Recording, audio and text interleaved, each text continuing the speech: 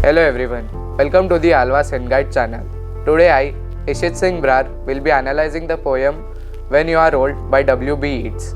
William Butler Yeats, widely considered one of the greatest poets of English language, received the 1923 Nobel Prize for Literature. His work was greatly influenced by the heritage and politics of Ireland. This poem explores the themes of love, aging and reflection. It was written for Maud Gonne, who had rejected Yeats' marriage proposals, and was published in Yeats' book The Rose in 1893. The poem depicts an elderly woman reflecting on her past beauty and her lost love. The speaker asks her to remember her youthful admirers, particularly one who loved her soul beneath her physical beauty. It concludes with imagery of her bending over a fire, remembering her lost love and opportunities.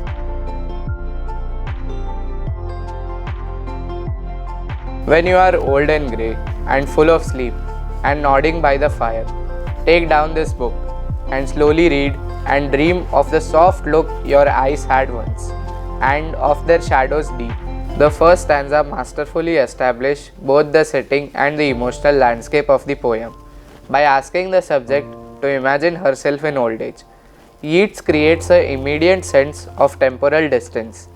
The imagery of reading an old book by firelight evokes both comfort and melancholy, while the mention of soft look and deep shadows of her eyes creates a poignant contrast between youth and age.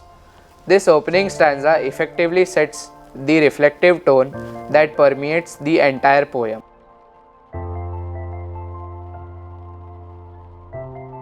How many loved your moments of glad grace, and loved your beauty with love false or true?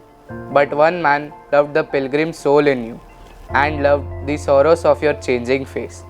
The second stanza delves deeper into the nature of love and admiration, distinguishing between those who loved the subject's transitive beauty and the one who loved her pilgrim soul.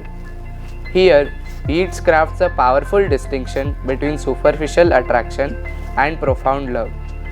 The metaphor of pilgrim soul suggests something sacred and eternal about true love, contrasting sharply with those who merely loved her moments of glad grace. This stanza reveals the speaker's own perspective, implying his deeper understanding and appreciation of her true nature.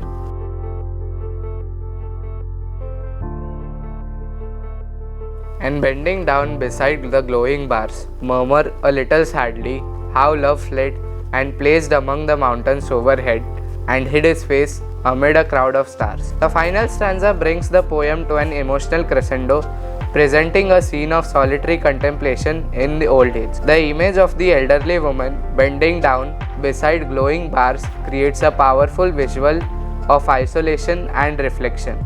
The personification of love hiding his face amid a crowd of stars adds a cosmic dimension to the personal loss, suggesting both the enormity of lost love and its eternal nature.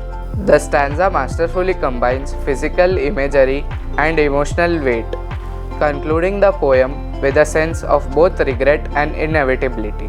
That is all for the explanation. Now, to help you all summarize the poem much more efficiently, I have made a list of key elements. So let's go through them. In the first stanza, we see that a future scene of old age has been set. It establishes the reflective mood and contrasts future frailty with past vitality. In the second stanza, we see that the poet distinguishes between superficial and deep love.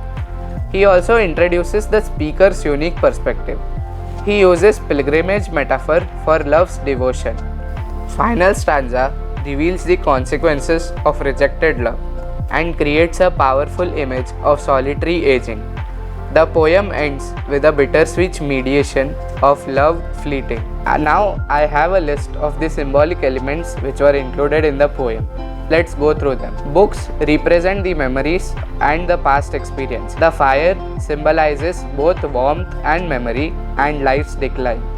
The shadows suggest regret and passing of time.